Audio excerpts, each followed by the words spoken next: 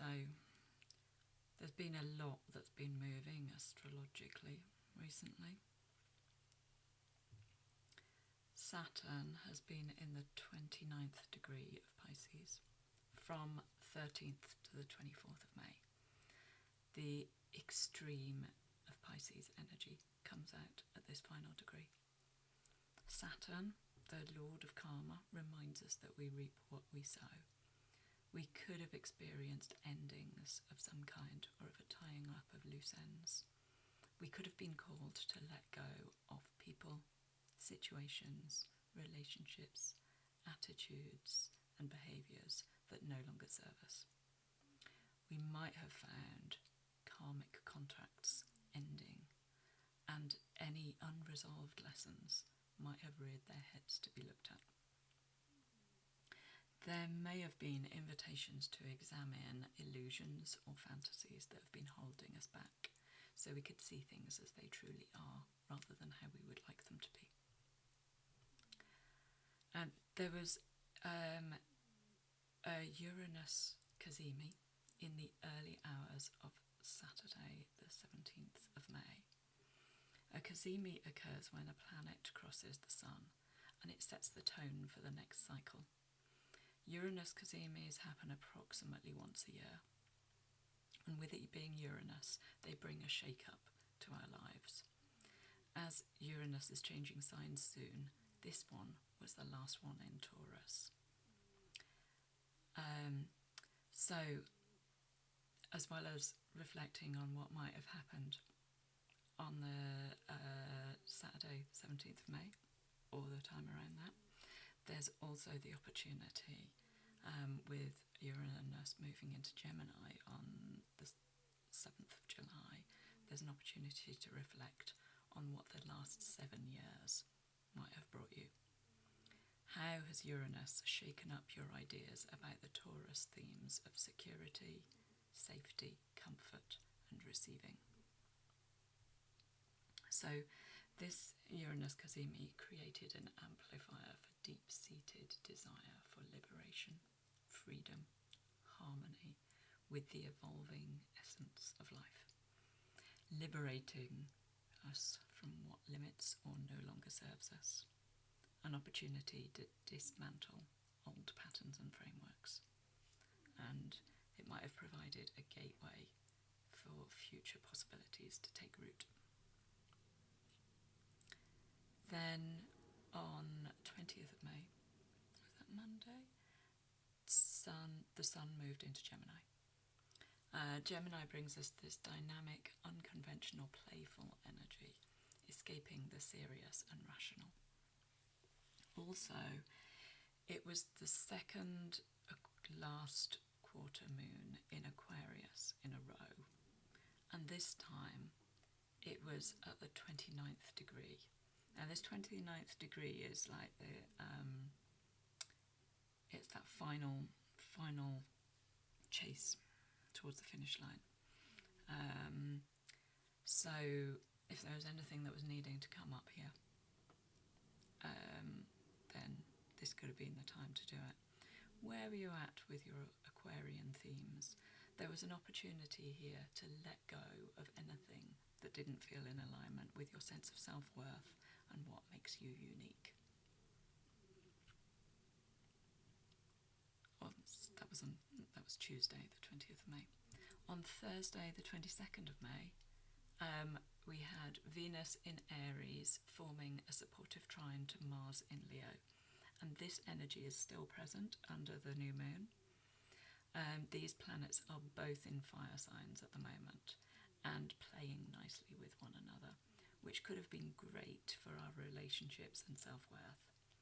We might have found ourselves being braver in asking for what we want, and it could have been a great time to take risks we might usually shy away from, to be open and honest with those we're in relationship with. And over the weekend, then Saturn moved into Aries.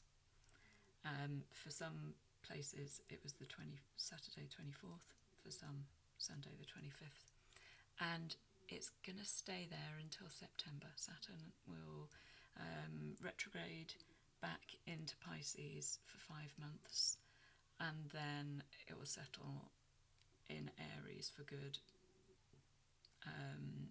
in February until April 2028. So the return to Pisces in September will give us the opportunity to reflect, feel, and let go with compassion of anything that isn't serving this new start. And until this point in September, we're getting a flavour for what it's going to be like for the next 3 years. So we had Neptune moving into Aries recently, and now it's Saturn's time. Saturn changes signs once every couple of years, 2.5, maybe 3 years. Last time it was in Aries was 1996 to 1999. But with Neptune also in Aries now, this is going to be bringing in a very different experience.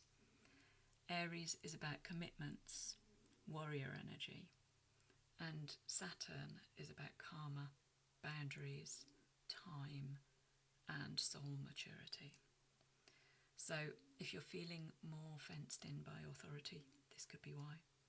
It's a theme we're likely to see globally and collectively. The healthy way to use this energy is to channel it into a cause that you believe in. With Saturn and Neptune conjunct at 0 degrees Aries, this indicates a whole new beginning for self and for humanity. Powerful stuff. In the early hours of the 25th of May, Mercury joined forces with Uranus for the final time in Taurus at 27 degrees.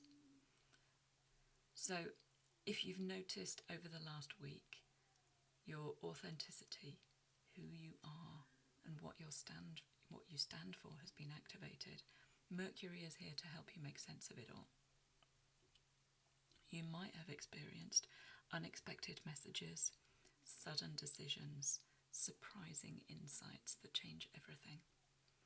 In relationships, conversations may have flowed where they weren't before, bringing closure or new beginnings. You might have had a desire to shake up your routine in order to invite in something new that feels more alive. And these moments were often completely unplanned. Divine timing is guiding you. Technology may have played a part in this too. So, that's been what's been happening of late. There's an invitation here to reflect on a few things. Are there any loose ends you've noticed being tied up over the last week or so? Any karmic contracts ending? And the Uranus Cazimi on the 17th of May. Were there any themes of liberation you noticed being set up for the year ahead? And what about the last 7 years? How has Uranus in Taurus shaken up your sense of security? And what insights might Mercury have brought in for you? You are very welcome to pause the video while you make some notes on all of those. Or just take a moment to go, yeah, this is what this was about.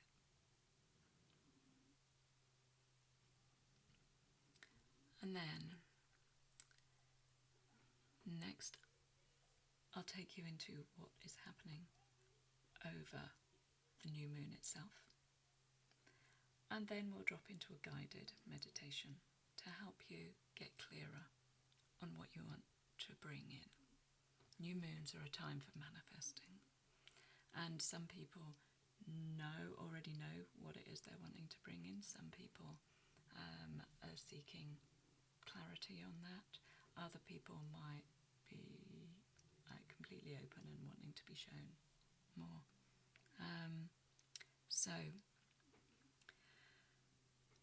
There's a reminder here with manifesting that words hold power. Be clear over what you're asking for. Spirit can be quite specific. And the nuances of language can bring in vagueness when you're not looking out for it. So also there's a sense of being open to the possibilities of something better than what you asked for. Keeping your mind on the request for a Mini Cooper can mean you miss the Lamborghini parked on your driveway waiting for you. If you're inviting in a relationship, don't tie it into a particular person to respect their free will. So, Gemini Moon. Gemini New Moon is exact at 4:02 a.m. UK time tomorrow, Tuesday the 27th of May. This new moon could bring a surprising amount of energy with it, as we're now in Gemini season, where the pace moves faster. This moon involves the Sun, Moon, Mercury and Jupiter in this highly adaptable sign. There's an invitation here to keep an open mind, to open ourselves to new experiences, sharing ideas and perspectives, and to ask questions of ourselves and one another. Gemini is a very sociable sign. Our minds may be active under this new moon thanks to Mercury sitting right next to the Sun and Moon. We may find ourselves wanting to share our thoughts with others. Be mindful of what you share, as new moons are a powerful time for manifesting, and our thoughts shape our reality. The words that fall from our lips and the thoughts that flow through our minds may be giving us clues about what we wish for and what we need to leave behind. We also need to be mindful of over-rationalising and skimming over the surface of things. Pluto is in a supportive trine with Mercury and the Sun and Moon, bringing us a psychological awareness about how we think and speak, and to transform the way we perceive things. There's some support here in learning to understand ourselves and others better.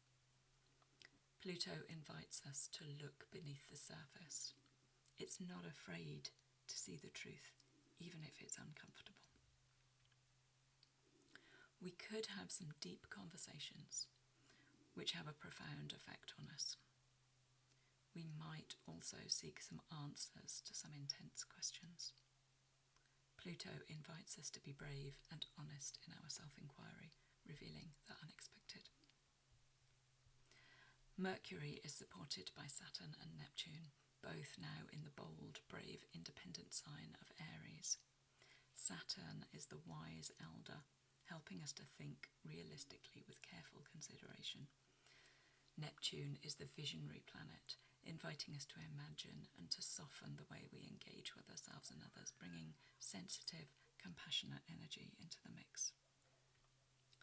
And Saturn has just moved signs, and as we felt with Neptune moving signs a short while ago, it can be a noticeable shift from sensitive Pisces to brave, forthright Aries.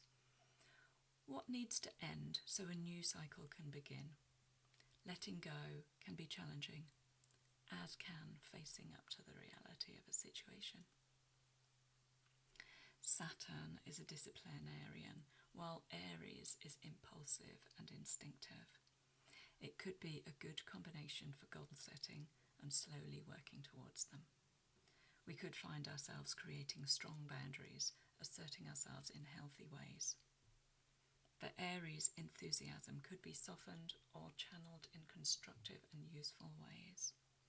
There's a sense of feeling into our edges and gently, or less gently, coaxing them outwards with this combination of energies.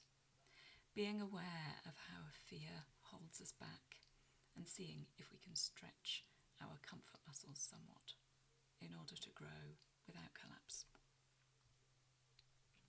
We're also still in the energy of the Venus trine with Mars, helping us to be braver in asking for what we want. And we're moving towards a Venus connection with Chiron, exact on the 1st of June, which could provide us with an opportunity to heal wounds around self-worth, relationships, and our sense of self. Aries helps us to be more honest about our own needs, bringing in healing to old wounds, rising up around rejection, not being enough, feeling unloved or unwanted. We could find ourselves able to confront things blocking us from having healthy relationships. And now the invitation is to drop into a guided meditation.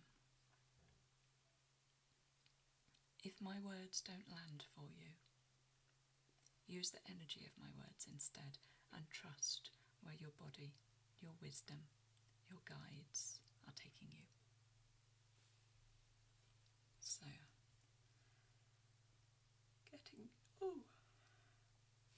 releasing energy that no longer serves you and getting comfortable. If you could be just 1% more comfortable in this moment, what gift would you give yourself?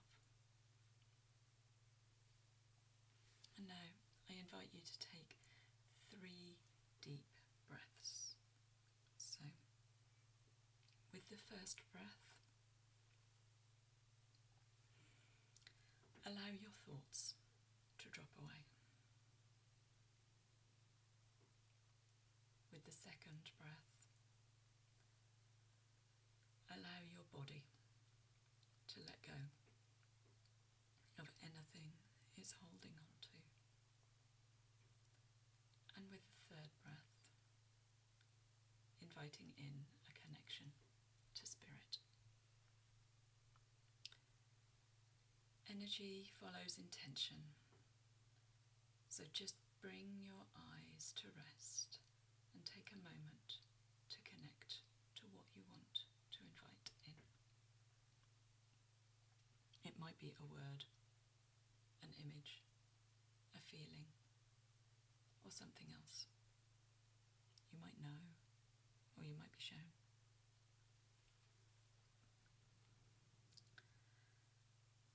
And now, taking a moment to connect to both the above and the below, noticing first where your roots might stem from, if you were to imagine roots growing from inside of you. Some people's roots might grow from their feet or their base chakra. Some people might have a natural connection to the earth star chakra below the ground. But for many walking this earth, your roots might live much higher up in your body, and so you might understandably struggle to connect to the earth. So the invitation is to visualize, imagine, or simply know that you're now drawing a cord of brilliant white light down from inside the top of your head. And as we move this cord of light slowly down through the body, notice where it is that your own personal cord of light might begin to turn into roots. So moving down through the neck, spreading out into the chest, moving further down the body, into the abdomen, down into the pelvis, through your thighs, down your legs, through your feet, and out into the floor below. And once we find our way to the ground, noticing where your roots feel most willing to spread. Perhaps they like to spread outwards into the mycelium. Perhaps they want to spread downwards through the mulch and rocks and gemstones, the ancient civilizations beneath our feet. Or maybe your roots request to create a taproot that runs deep down into the core of the earth. All your roots are welcome here.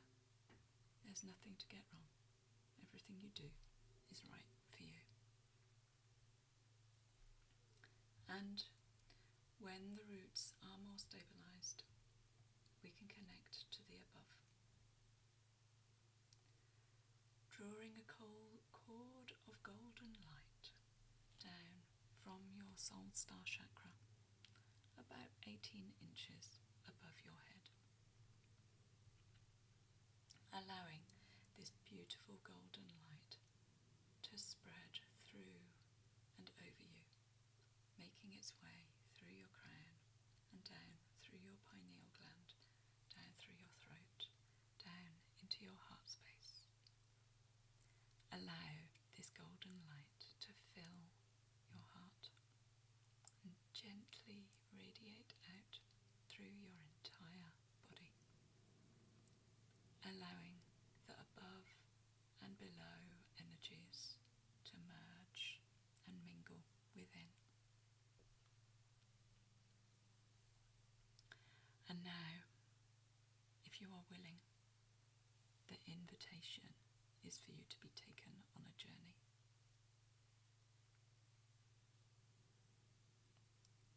See, feel, or imagine yourself at the edge of a canyon. Taking a look around, you notice a bridge crossing this canyon, and moving towards it, you slowly place one foot in front of the other as you make your way across this bridge and over to the other side. Looking out over the landscape on the other side of this bridge, notice the terrain. Pay attention to what you see, feel, or know to be here. And now, notice what you see on the distant horizon. Is it somewhere you'd like to visit? Imagine perhaps that you have 7-league boots, or a flying horse, or perhaps that you can blink and be there now.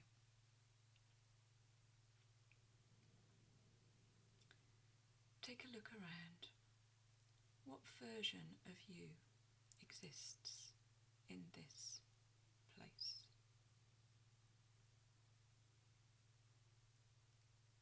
Notice what needs and desires you might have here.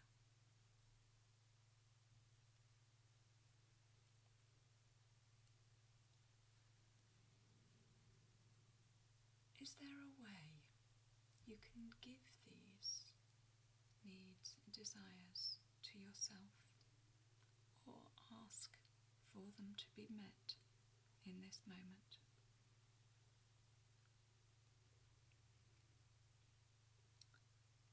Notice how it feels to receive these.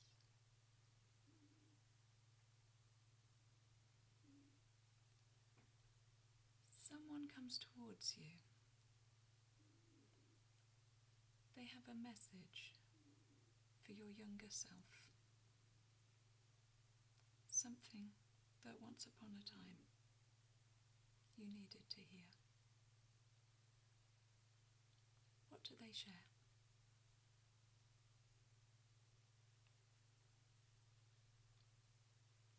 Notice how you are able to receive this message for you. And now, looking across over the landscape to where you have travelled from, you are not the same person as you were before. Allow yourself to imagine with playful curiosity, who are you becoming? Who do you want to be in the future? What version of you is waiting to emerge?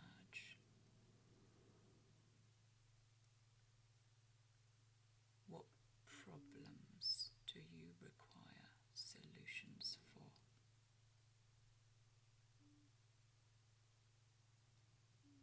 What do you consider to be getting in the way of your future path?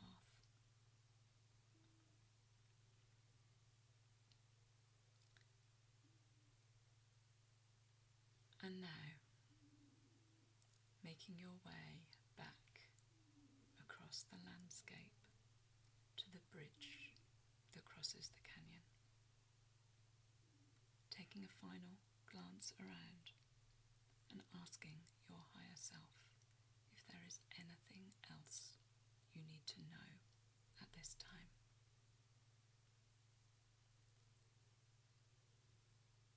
Making your way slowly back across the bridge and coming back into your body, gently wiggling your toes, your fingers, and saying in this soft space, the invitation now is to reflect on what you've been shown and to journal if you wish.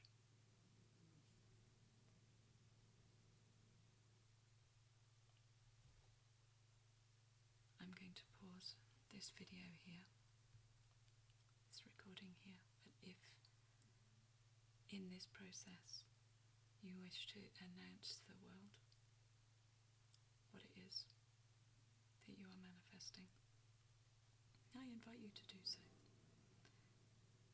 A social media post, sharing with friends, declaration, just speaking to whoever is listening, speaking it out loud, and